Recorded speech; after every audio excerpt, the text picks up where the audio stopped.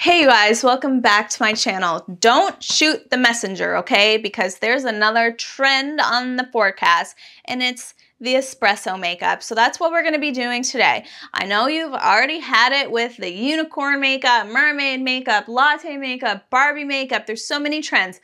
I know, but they're fun to recreate. So today we're gonna do this and we're gonna talk about just like the alienation and how we weren't allowed to participate in pop culture, read the news, God forbid what COVID was like in the program, and then how that alienation affected us even outside of the program because things leaked out. When we finally were free, we weren't really free. We were still pretty weird and pretty confused on how to act and like how to assimilate back into like normal life with our peers. So that's what we're going to be talking about today. We also have a sponsor, Ana Luisa. I'm wearing 1, 2, 3, 4, 5, 6 Ana Luisa earrings at once.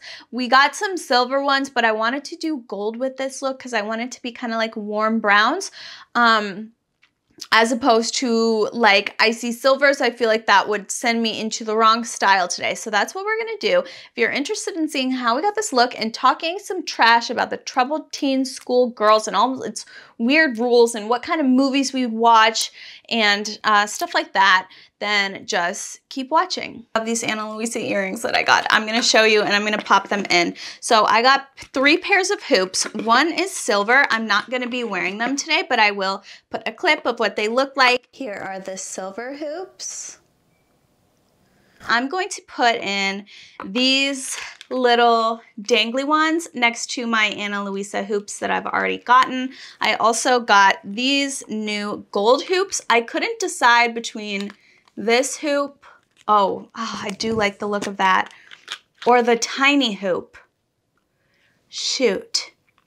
You guys help me decide. I'll put this one in this side and this little one in the other, and I'll give you some up close looks at these.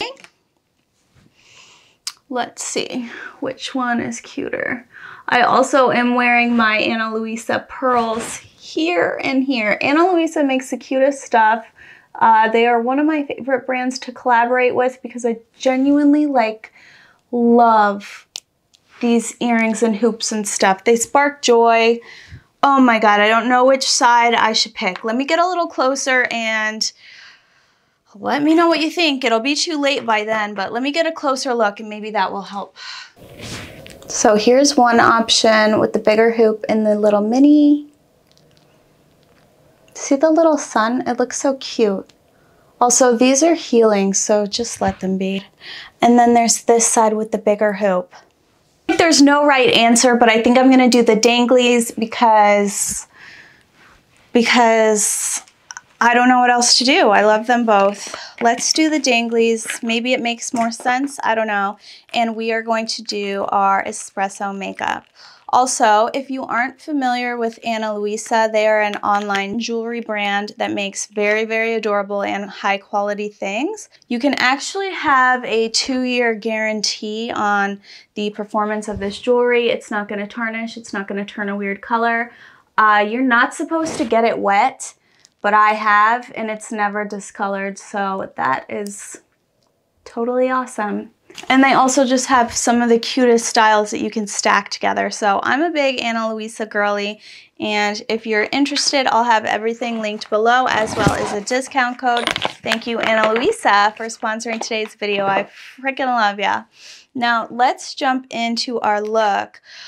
I love this Purlisse BB cream, so I think I'm going to be doing this, but I think I better start with the dark shadows first because this is going to be very smoky, and if you are ever doing a very smoky look, you should ideally start with the dark shadows. I'm going to be doing less teaching and more trauma talk, so I'll be explaining a little bit about what I'm doing, but you guys know how it goes when we're on these trauma benders. It's kind of hard to focus on more than one thing at once. I have been heavily into this Amazon butterfly palette from C Beauty Mall, so I'm going to use this because it has this nice rich dark brown. I'm just going to use a little concealer to prime the eyes and we're going to get it started. So with no access to TVs, news, radio, internet, pop culture, we became like aliens. Like we didn't know what was going on in the world, and we felt it too because our sense of self was stripped. There was no outlets for like self-expression. It would be considered negativity to talk about like our old selves. Like I used to listen to this music, or I used to dress this way. I had whatever pierced. We weren't allowed to talk about that. And if you were like into the arts and stuff, or you were a little grungy, there just wasn't any outlet for that. Many of us, I think, this is a black shadow stick. Many of us, I think, like lost a little bit of ourselves and took a few years to regain that, just because we lost out on years of pop culture and history. We didn't know what was going on in the world, what was going on in the news. If there was like an outbreak, like think COVID, we would have no idea about it. If the president died, I don't think anybody would tell us.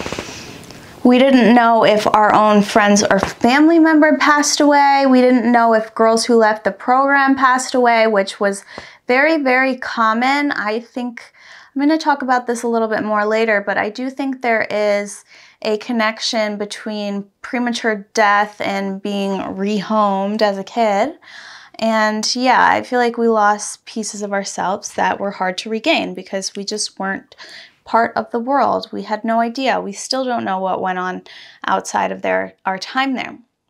And as you guys know, this isn't the biggest deal, you know? This isn't the worst thing that's ever happened to us girls who had to go. Losing out on pop culture and stuff, like it seems silly, and it is in a lot of ways silly, seeing as though some girls literally lost their lives.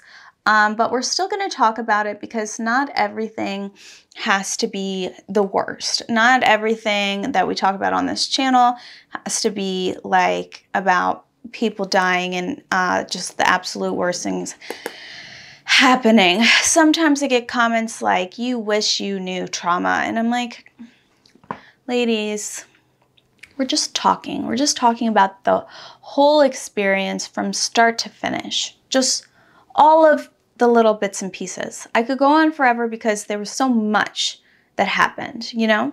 So losing out of years of pop culture and history and stuff, it doesn't matter compared to the girls who have lost their lives, but it still is something that we're going to talk about. And I do believe there's a connection between being sent away and passing away. And I think the connection mostly is adding to trauma, creating more trauma in teenagers' lives. I don't think it does anybody any favors. Like if you've been through one bad thing in life, you know how hard it is to recover from that single incident, much less multiple incidents that don't necessarily need to happen piled on top of that. A lot of these girls that I went with, let's just say their dad passed away and then they started acting up. Well, now they're not even just traumatized, but by their dad passing away, they're now traumatized by being in this unfamiliar place and being mistreated all the time. So it adds trauma to trauma. Like every little thing that happens to you, it does build up inside of you. And when you're a teenager and you're not taught kind of like the right kind of coping skills and you're just bottling it up because you're in this weird environment where you get in trouble for everything if you try to discuss it, it adds trauma to trauma. And I think it can steal your life. I think all the time about my sister and how she passed. And I just, you know, of course I can't go there. Of course I can't be like, well, maybe she still would be here. But it's definitely a thought. Like, what if she didn't get sent away? Do you think she would have survived life? Do you think she would have had one thing less to deal with, a set of struggles less to deal with, that maybe she would have overcome that? I don't know. And it's a lot to say, but, you know, it's hard to deny that. It's hard to deny a connection between premature death and this program because so many girls that I went with passed after the fact. And it's like, oh, well, were they going to pass anyway? I don't know, but I don't think it helps that so many of the graduating class dies at some point. So anyway, living like a caged animal, regardless if you continue living or not, it does aid in your depression and anxiety, and it does kind of cause problems. It instills in you that very bad things can happen and will happen to you. Knowing that at that age, I think creates a lot of problems and a lot of anxiety. And of course, bad things happen outside of this experience as well. But the whole point is that this experience is usually not necessary for most of the people who are put in these positions. Like sometimes some of you will be like, well, what about if something crazy and the kid is fighting their parents in physical? I don't know. I'm speaking from my experience and many of the girls that I went with, that we didn't really need to be there and it hurt us. It didn't help us. So that's my stance on it. There's a million trillion what ifs. What if a black hole beneath you just opened up and swallowed you up? What if? Like, there's a millions what ifs. So I don't really appreciate those all the time, like the what ifs. Like, how about not what if, and how about what is true to me and true to a lot of people who actually went through it. And like I said, of course, trauma can happen outside of the camp, but usually the child has a safe space at home. You are supposed to be at this age at home. Supposed to be at home within the safety of your home environment. And I do believe competent kids come from stable, loving homes. Like my life, most of my life, even at home, I spent nervous and fearful and anxious, and I only realized that until like my late 20s, that most kids don't grow up in that way. Most kids actually don't have those same core memories and experiences that I have, and my kids, if I opt to have any, I will do my best to ensure that they don't go through that, because trauma does teach you things. Hard knocks teach you things, but while you're a child, you should be under the safety and protection of your home. You shouldn't be having to heal from things that happen at home. You shouldn't have to be healed from living in a group home. You know, it's not a necessary thing. Kids are supposed to be kept safe from the trouble of the world at home. Like, kids can navigate problems in school. I'm not saying that kids should never have any problems, because they do, and that's not realistic to say. But in the comfort of your home is where you find safety and solace, and where you get those life lessons from your parents, because they have you at home and they can teach you how to navigate them.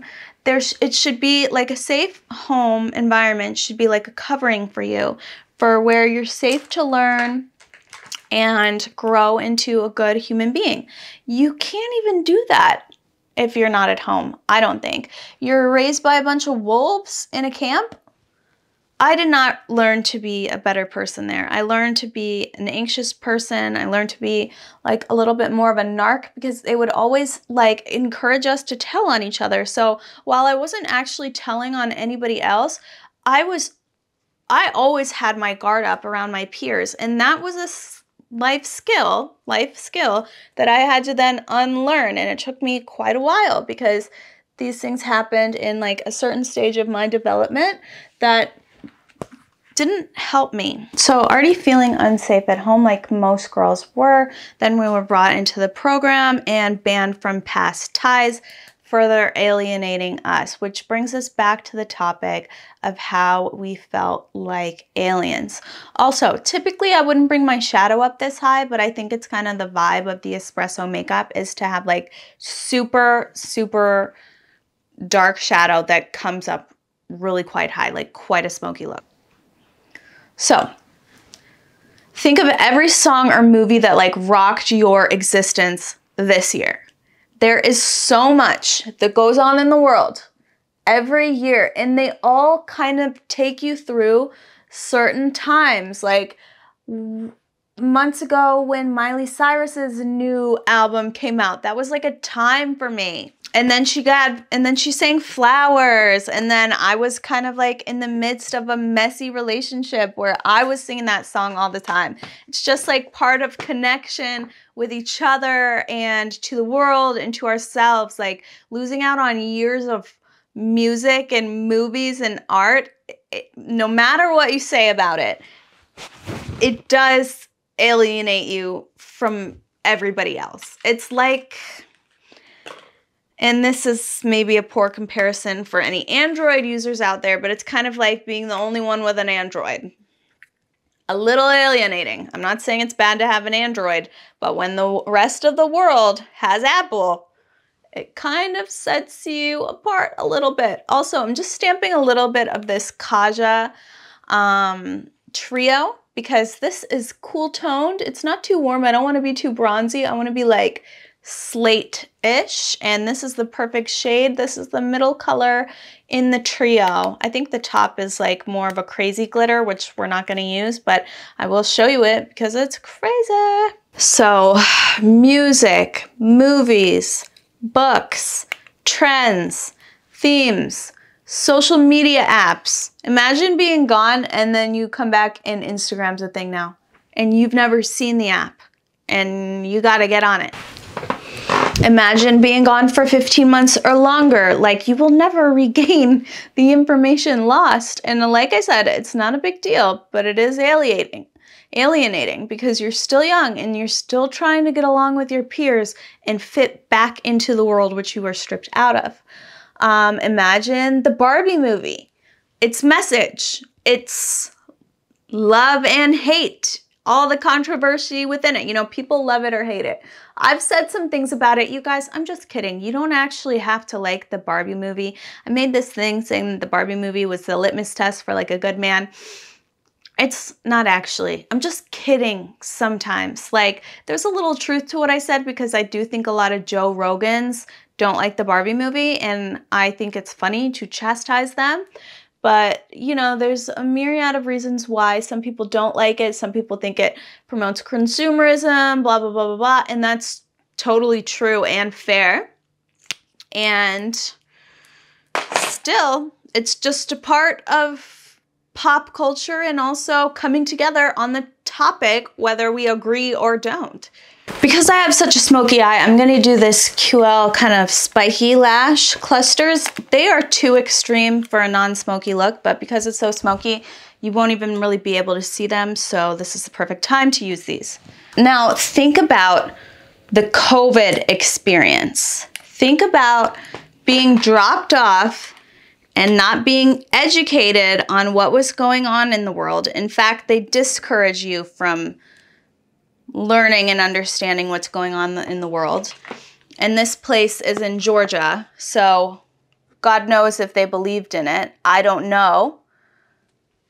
I heard from some girls in Wilderness, not my program, different one, but I heard from some girls that they were not told what COVID was.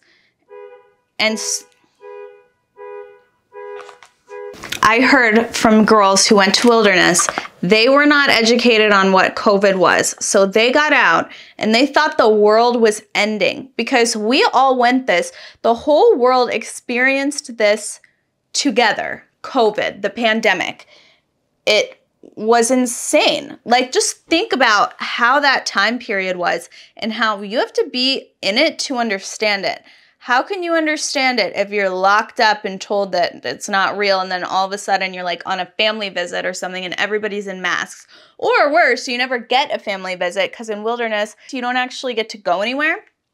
And so you just arrive back home and you have no idea which way is up. You don't know if you're supposed to be wearing a mask. People are yelling at you for not wearing a mask. God forbid you live in California, because I got yelled at so many times for not having a mask on in my front yard. I would be outside and my neighbor, my old neighbor, she doesn't live in my new neighborhood.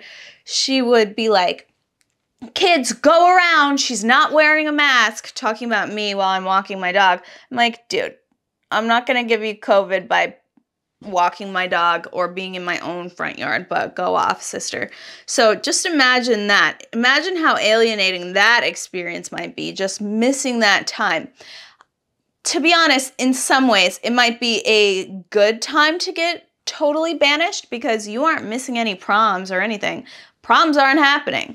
But again, it further isolates you that you aren't a part of that group. You are alone, you are with a cult, and you are learning God knows what.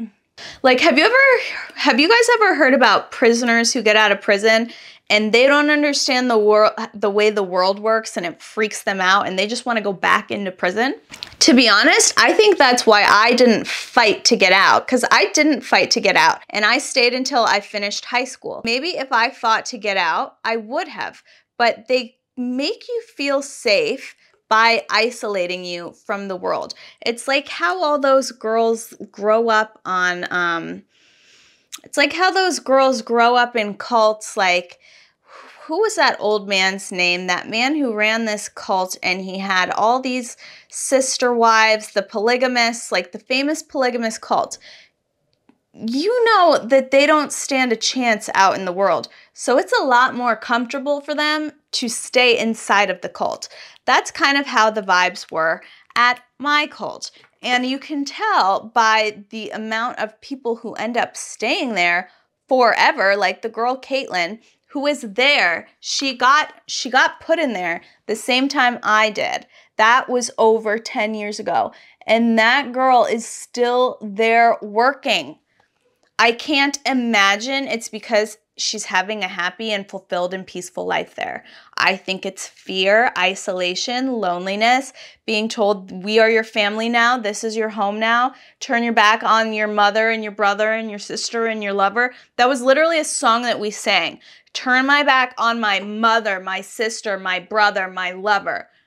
Any other, and then it would say like your friends, any other lover, and I like press on. Those are the lyrics to the song. It's so disturbing that they had us singing that when you think about how they wanted us to stay for forever. So when it came to movies, we did watch movies.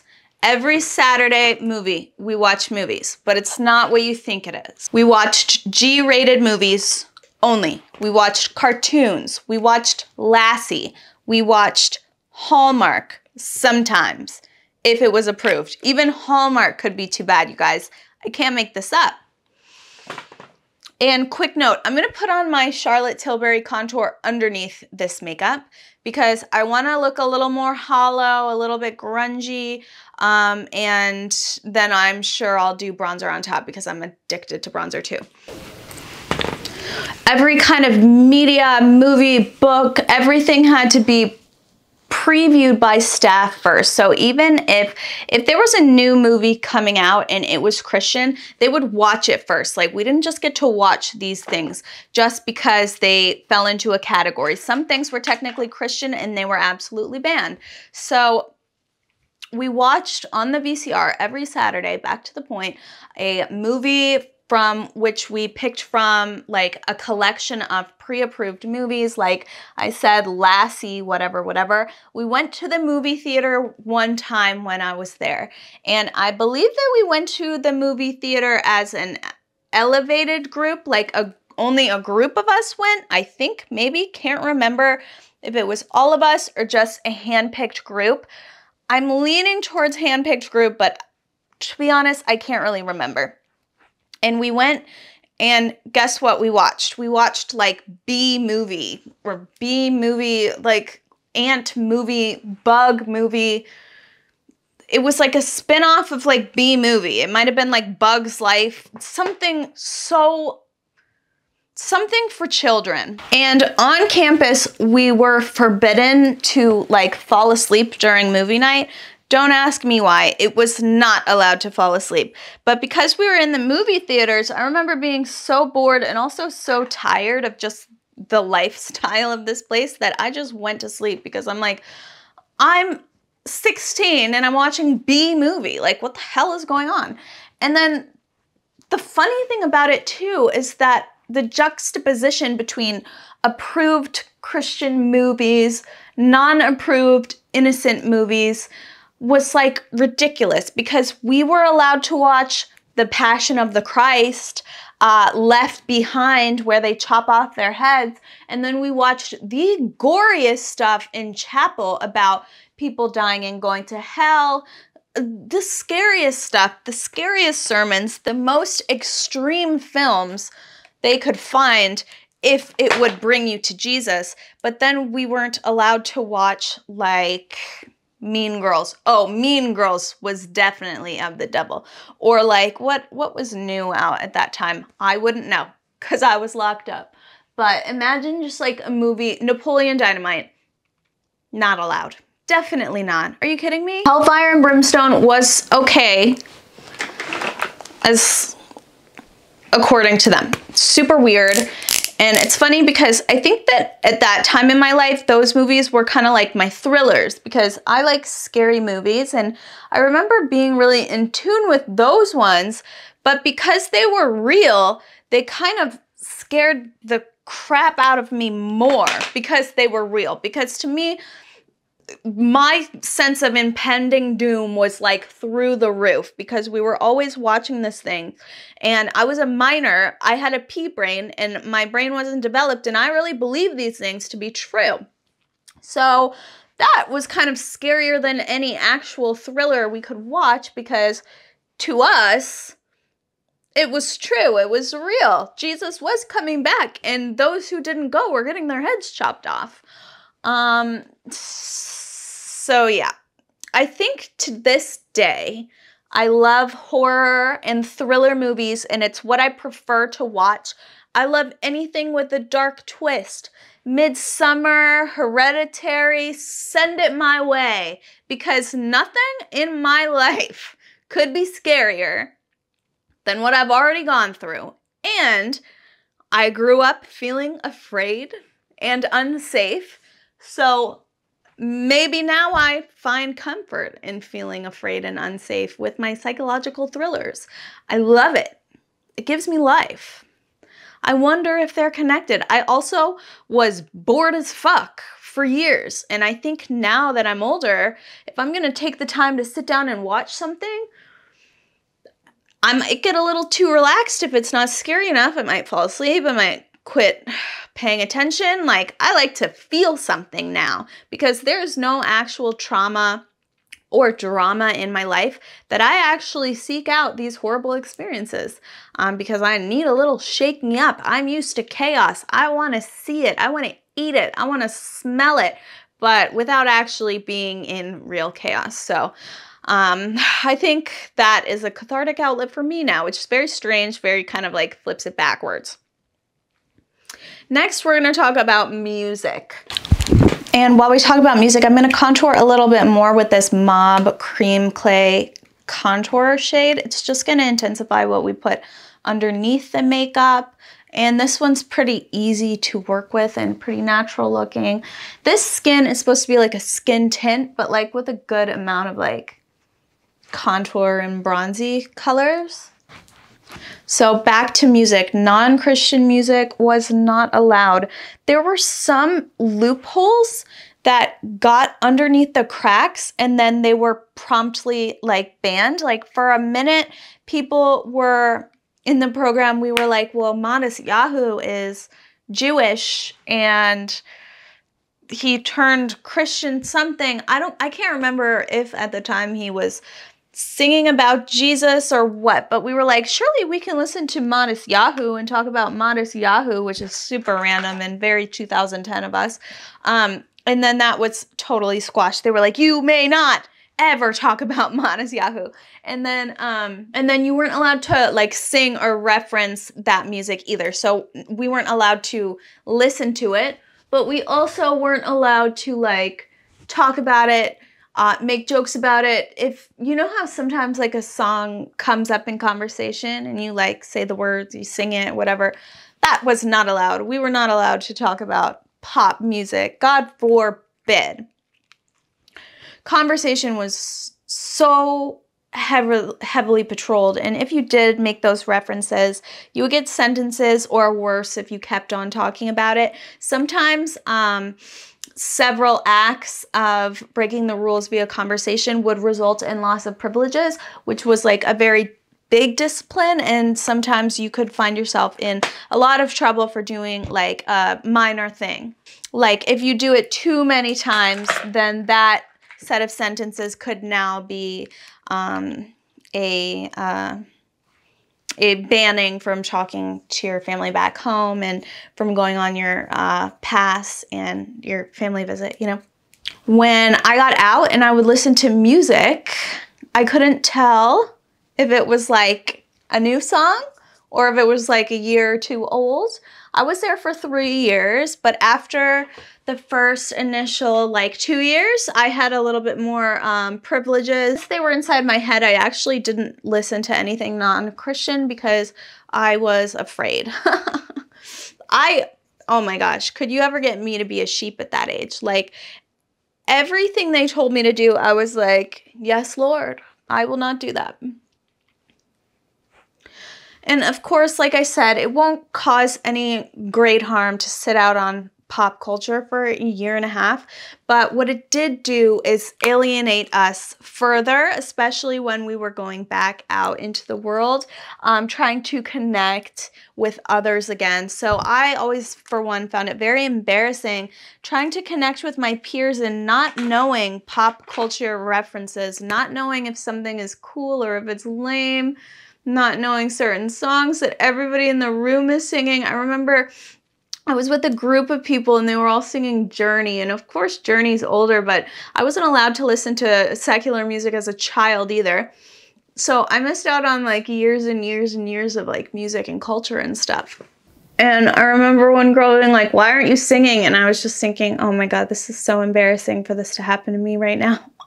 And looking back, it was really not a big deal. I could have communicated like something, but when you're young like that, all you want is to blend in. By the way, this is the Palladio lip stain in Mocha. This, I put it on, I think it was yesterday. Then I put on lip balm, I ate 2 meals, and it was still on, because it's a stain. And it's one of the only stains that is in brown. They have nude as well, but it always sells out before I can get my hands on it. I think after this experience, most of us did feel really self-conscious around our peers. And I was always kind of thinking like, am I acting normal? Am I talking enough? Am I talking too much? Am I blending in? I was embarrassed that I had been sent away. I was anxious about how I was acting. And then this was exasperated by me surrounding myself with toxic people. Like, I met a girl in the program and we began to date after the fact. And that girl embarrassed me to no end because all I wanted to do was blend in, and I needed her because I trauma bonded to this girl. I needed her in my life, and she and one day, like in front of all of my normal high school friends, like not boarding school friends, normal high school friends, she grabbed my arm and was pulling me around like a rag doll. She took my phone and threw it at the cement ground over and over and over again until it broke in front of all of my friends. We got into a very messy fight in front of everybody because she was drunk, and she was a mean drunk. I think she's sober now. I think she said something to me like she's getting better, and good for her. We won't be friends because my experience with her is so traumatic. And if you wrong me, I will not let it go. I can let it go in the fact that like I can move on from it. But if you're somebody who's not even family who does that to me, it's like I don't have to participate in this, and you're making it really easy for me to not participate. So yeah, we just couldn't tell what was normal. Like, the embarrassment just never ended. Like, in the program, so embarrassed because they take us out in public and have us perform. Outside of the program, I was bringing this piece of the program with me everywhere, and she was fucking embarrassing me. Then I was embarrassed on how I was acting. I couldn't tell if I was being normal or not. All I wanted to be was normal. And then I felt like the whole town, my whole hometown was like looking at me, because then on top of everything, my sister died. And I was like, wow, are we like this? It's not that I found her death to be embarrassing at all. It was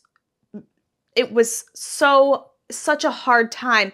And it was just for people to see me in pain again over something else. It just was like all the alienation, all the divide between like me and the people that I was like trying to bond with. It was just too much. I think that's part of the reason why I left and I never did come back.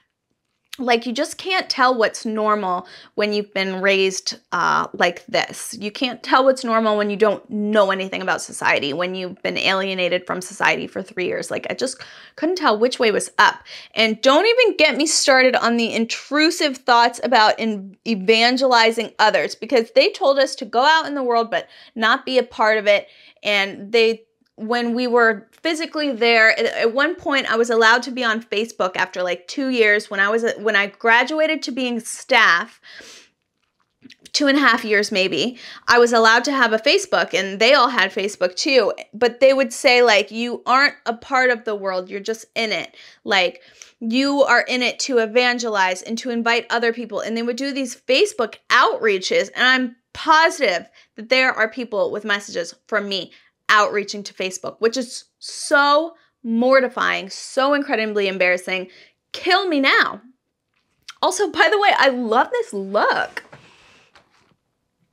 I haven't done a look that I really want to keep on in a while. Something about it lately, my eyes have been really irritating me, so I haven't been in super glam, and this is really fun. I'll have everything linked and everything, by the way, you guys, because we are wrapping it up. But yeah, don't even get me started. They coached us out of the program to go into the world and only participate to evangelize. And also, like, you can't be too friendly because that's backsliding, and you can't be friends with non-Christians because then you're going to be unequally yoked. You're not allowed to marry or date outside of your faith because you'll be unequally yoked. They said it was like when two cattle, they're like wearing the same yoke, I guess. And like, if one is, I don't know, they like won't match up, like they won't be able to carry the burden of the cross of Jesus Christ if you're unequally yoked, whatever. So us weirdos left the camp and started to evangelize, all while not even knowing what like Rihanna's Disturbia was or Lady Gaga's Poker Face. These were songs that came out in the year that I was ambushed. And then, of course, I learned them years later, but like, I probably got out in what, 2012? And I probably just discovered the song Disturbia and was like, oh yeah, this is my jam. Meanwhile, it's 3 years old. And like I said, you guys, this isn't the worst thing that has ever happened to any of us. This is like very, very minor, very, very minor symptoms and problems with being sent to a program like this. I don't think it's a big deal. I just think it's interesting. And also, this is our look. I'm very pleased with it. Lately, I've not been doing my eyebrows, and I like it better that way. I don't want to do my eyebrows. I feel like everybody always pressures me to do my eyebrows. Like, you do your whole face, what about your eyebrows? I like them like this. I like them looking a little bare. You know, I used to bleach my eyebrows. I can insert a picture. I walked around looking like a damn ghost, and I never felt better. And I might do it again, to be honest, because my hairline is white right now. And why shouldn't I? Why shouldn't I have bleached eyebrows? The only thing stopping me is my Europe trip, because that would really signify like a certain date and time that I don't know if I want to lock myself in for that. I want to take a lot of pictures there. But thank you guys for getting ready with me today. Thank you again to Ana Luisa for the cute jewelry and for sponsoring this video. I love you, Ana Luisa. Stuff. I have so much cute stuff from them. And then, of course, we got like our new items today that are so cute. So if you want to check out a discount code, that will be down below. If you don't, that's perfectly fine. Thank you guys for getting ready with me. And thank you again to Ana Luisa for sponsoring today's video. I will see you for the next one.